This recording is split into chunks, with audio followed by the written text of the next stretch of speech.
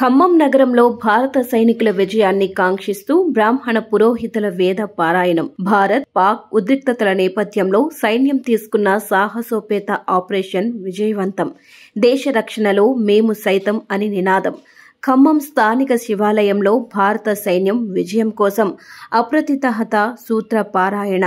సైన్యానికి వారి బలంతో పాటు దైవ బలం కూడా తోడై శత్రువులపై విజయం సాధించడం కోసం పారాయణం. భారత్ పాక్ సరిహద్దుల్లో ఉద్రిక్తమైనటువంటి పరిస్థితులు ఏర్పడ్డాయి. ప్రస్తుత పరిస్థితుల్లో అంటే యుద్ధం అనేది తీవ్ర దశకు కూడా వెళ్లేటువంటి అవకాశం ఉంది. ప్రస్తుతము సింధూర్ 1, సింధూర్ 2 అనేటువంటి రెండు ఆపరేషన్స్ విజయవంతంగా భారత్ విజయాన్ని సాధించింది. అయితే భవిష్యత్తులో వచ్చేటువంటి ఎటువంటి విపత్కర పరిస్థితులైనా కానీ ఈ దేశం తట్టుకోవాలని, ఈ దేశంలో ఉన్నటువంటి సైనికులందరూ కూడా విజయాన్ని సాధించాలని ఆశిస్తూ ఖమ్మంలోని బ్రాహ్మణ బజార్ శివాలయంలో ఖమ్మం నగరానికి సంబంధించినటువంటి పురోహిత పెద్దలు, స్తంభాద్రి పురోహిత సంఘము మరియు ఖమ్మంలో బ్రాహ్మణ సంఘాలు మొత్తం కూడా ఏకమై మేము సైతం అంటే దేశం కోసం, ధర్మం కోసం మేము కూడా పాటుపడతాం, మా ఉన్నటువంటి వేద శక్తిని ఆ సైనికులకు దారాపోస్తామనేటువంటి భావంతో ప్రస్తుతం ఈ శివాలయంలో వారు ప్రత్యేకమైనటువంటి పూజా కార్యక్రమం నిర్వహించారు. ఏం చేశారు దాని గురించి వాళ్ళని అడిగి తెలుసుకుందాం.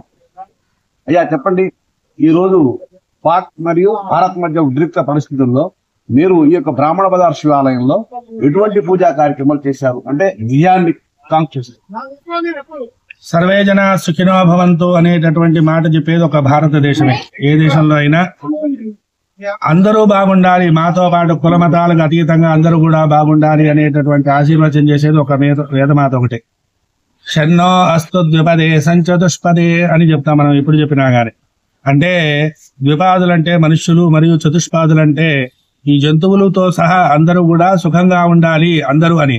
ఇది ఒక భారతదేశానికి సంబంధించినటువంటి వాళ్ళే మిగతా వాళ్ళు క్షేమంగా ఉండకూడదని ఏ రోజు చెప్పరు. కానీ ఈ రోజున ఉగ్రవాదులు అనేటటువంటి వాళ్ళు మన దేశ పౌరులని సంహరించి వాళ్ళ పైశాచిక ఆనందాన్ని పొందటం చేత మన సైనికులు వాళ్ళకి సరైనటువంటి సమాధానం ఇచ్చి వాళ్ళ ఉగ్రవాదుల మీద దాడి చేసి వాళ్ళని హతమార్చారు. ఆ విధంగానే దానికి సంబంధించినటువంటి యుద్ధాలకు సంబంధించిన వాతావరణం అంతా కూడా కొనసాగుతుంది. అయితే ఇక్కడ అనేక రకాలైనటువంటి బలాలు ఉన్నాయి. త్రివిధ దళాల్లో వాళ్ళకి సంబంధించినటువంటి బలాలు సైన్యానికి ఉంది. కానీ దాంతో పాటుగా దైవ బలం కూడా కావాలి మన వాళ్ళకి. కాబట్టి ఈ రోజున పూర్వకాలంలో అంటే వేదం ఏమని చెప్పిందంటే, ఒకప్పుడు దేవతలు అసురుల మీద దాడికి వెళ్ళినప్పుడు వాళ్ళు యుద్ధానికి వెళ్ళినప్పుడు ఒక సూక్తాన్ని పారాయణ చేసుకుంటూ వెళ్ళారు. దాన్ని అప్రతిరథ సూక్తం అంటారు. కాబట్టి ఆ అప్రతిరథ సూక్తాన్ని పారాయణ చేయడం వల్ల ఆ దేవతలకి విజయం చేకూరింది. అటువంటి ఆ సూక్తాన్ని మేమందరం కూడా కలిసి ఇక్కడ 11 సార్లు, అలాగనే దుర్గామాత యొక్క అనుగ్రహం, ఆంజనేయ స్వామి యొక్క అనుగ్రహం, పరమేశ్వరుడు యొక్క అనుగ్రహం, ఈ దేవతల యొక్క అనుగ్రహం అంతా కూడా ఉండాలి. అందుకని కోసం ఈ పారాయణని కూడా నిర్వహించడం జరిగింది. మన సైనికులకి చక్కగా ఎక్కడా కూడా ఇబ్బంది లేకుండా వాళ్ళకి ప్రతి విషయంలో కూడా విజయం అనేది చేకూరాలనే ఆకాంక్షతో మేమందరం కూడా ఈ పారాయణ చేయడం జరిగింది. అయితే బ్రాహ్మణులము ఒక వృత్తి చేసుకోవటమే కాదు, దేశం కోసం అవసరమైతే మేము కూడా సిద్ధంగా ఉంటామనేటువంటి ఒక భావాన్ని తెలియజేస్తున్నారు. అదేవిధంగా ఈ వేదం కూడా అంటే వేదమాత యొక్క ఆశీర్వచనాలు ఏ రకంగా ఈ సైనికులకు అందుతాయి తెలుసుకుందాం. ఇప్పుడు వేదమాత యొక్క ఆశీర్వచనం అంటే మీరు ఇచ్చేటువంటి ఆశీర్వాదం యొక్క బలంతో సైనికులకు ఎటువంటిది కావాలంటే ఎటువంటి విజయాన్ని సాధించాలని మీరు కోరుకుంటున్నారు? సభాయే నమః. జగద్గురు చంద్రశేఖరేంద్ర సరస్వతి మహాస్వామినే నమః. ఈ మన ఇరు దేశాల మధ్య మన దాయాది దేశమైనటువంటి పాకిస్తాన్కి మనకు ఒక రకమైనటువంటి యుద్ధ వాతావరణం నెలకొని ఉన్నది. విషయాలన్నీ కూడా మనందరం కూడా ఈ ప్రముఖమైనటువంటి మాధ్యమాల ద్వారా మనం ప్రతిరోజు కూడా చూస్తూ ఉన్నాము. మన దేశం ఎప్పుడూ కూడా సర్వే జనాః సుఖినో భవంతు అన్న సూత్రం మీద ముందుకు వెళుతూ ఉన్నది.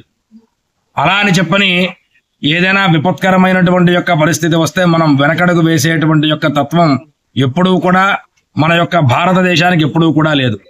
మన భారతదేశం సంస్కృతి అంతా కూడా వేద ధర్మం మీద ఆధారపడి ఉన్నది. ఈ వేదంలో అంతా కూడా మనకు 4 వేదములు ఉన్నాయి. ఋగ్యజుస్సామాధర్వణ వేదములు. అధర్వణ వేదం మొత్తం అంతా కూడా యుద్ధతంత్రములు, శస్త్రములు, అస్త్రములు, వీటి మీద ఎలా ప్రయోగం చెయ్యాలి ఏమిటి అనే దాని మీద విపులంగా ఎంతో విజ్ఞానం మన వేదములలో ఉన్నది. అటువంటిది మంత్రాధీనంతో దైవతం దేవతలు ఎప్పుడూ కూడా వాళ్ళ స్వతంత్రులు కాదు, మంత్రం యొక్క ఆధీనంలో వాళ్ళు ఎప్పుడూ కూడా ఉంటారు. కనుక ఈ మంత్రశక్తి ఇప్పుడు చెప్పినటువంటి యొక్క అప్రతిరథ సూక్తము అనేటువంటి యొక్క సూక్తాన్ని పారాయణ చేయడం ద్వారా ఇక్కడ మనం అందరికీ వచ్చే సందేహం ఏమిటి అంటే, మనం ఇక్కడ ఉండి పారాయణ చేస్తే వాళ్ళకి ఆ శక్తి ఎలా వెళుతుంది అని చెప్పని. అందుకనే వేదానికి ఏం పేరు అంటే శబ్ద బ్రహ్మ అని చెప్పిన వేదానికి పేరు. శబ్దం అంటే ఒక మిసైల్ చూడండి, ఇప్పుడు మనం వేసే మిసైల్స్ ఏవైనా కన్నా అగ్ని కానివ్వండి, వేరే కాళీ కానివ్వండి, ఈ మిసైల్స్ అన్ని కూడా వాళ్ళు టార్గెట్ లొకేషన్ లో ఉండి దాని టార్గెట్ సెట్ చేస్తే అది లక్ష్యాన్ని ఛేదిస్తూ ఉన్నది. మరి ఇక్కడ ఉండి మిసైల్ వేసాం కదా, మరి అక్కడికి ఎలా వెళ్ళి తగిలింది? కనుక ఈ మంత్రం అంతా కూడా పారాయణ చేయడం ద్వారా ఈ శబ్ద తరంగములన్నీ కూడా ఆ గాలి ద్వారా సైనికుల్లో శక్తిని నింపి ఆ యొక్క దుర్గా అమ్మవారి యొక్క కటాక్షం కానివ్వండి, దుర్గార్తి నాశిని, దుర్గా పద్మిని వారిని కనుక అమ్మవారు దుర్గామాత యొక్క అనుగ్రహం చేత, అదేవిధంగా మన్యుదేవత యొక్క అనుగ్రహం చేత మన యొక్క ఈ యొక్క యుద్ధంలో మన భారత సైనికులు పై చేయి అవ్వాలి. కనుక మనందరం కూడా ఒకవేళ మనకి ఏదైనా ప్రతికూల పరిస్థితులు ఉన్నా కూడా అమ్మవారి యొక్క అనుగ్రహం చేత మన దేశస్తులందరూ కూడా సుభిక్షంగా ఉండాలి అని చెప్పని ఆ యొక్క భ్రమరాంబ సమేత గుంటుమల్లేశ్వర స్వామి వారి యొక్క పాదపద్మాల్ని ప్రార్థిస్తూ స్వస్తి.